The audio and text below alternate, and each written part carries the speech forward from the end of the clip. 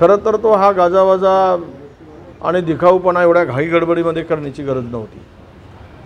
कुठल्याही दिशेनं हा समृद्धी मार्ग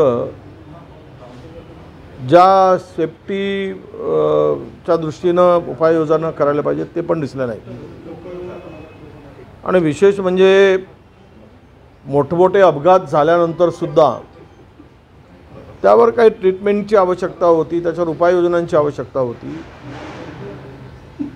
सगळं जग ॲडव्हान्स टेक्नॉलॉजी अडॉप्ट करतं आहे आणि आपल्याकडे मात्र अजूनही त्यावर काम होत नाही.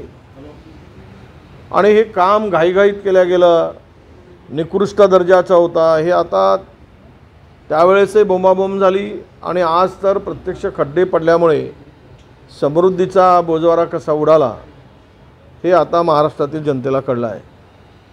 समृद्धीतून फार मोठ्या प्रमाणात कमिशन खोरी झाली. कामांचं वाटप करत असताना या समृद्धीतून करोडो रुपये सत्ताधाऱ्यांनी आपल्या खिशात घातले आणि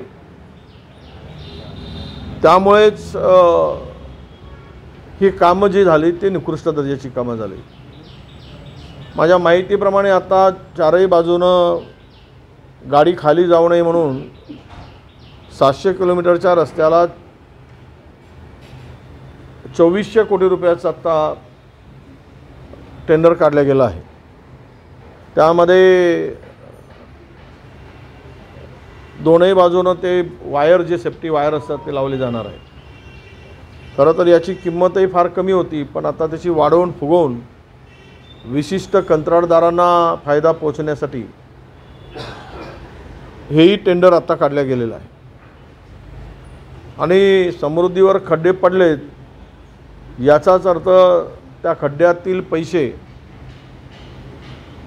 आणि त्यातून मलिदा त्या रस्त्यामधून खाल्यामुळेच त्या समृद्धीवर खड्डे पडलेत असा माझा स्पष्ट आरोप आहे.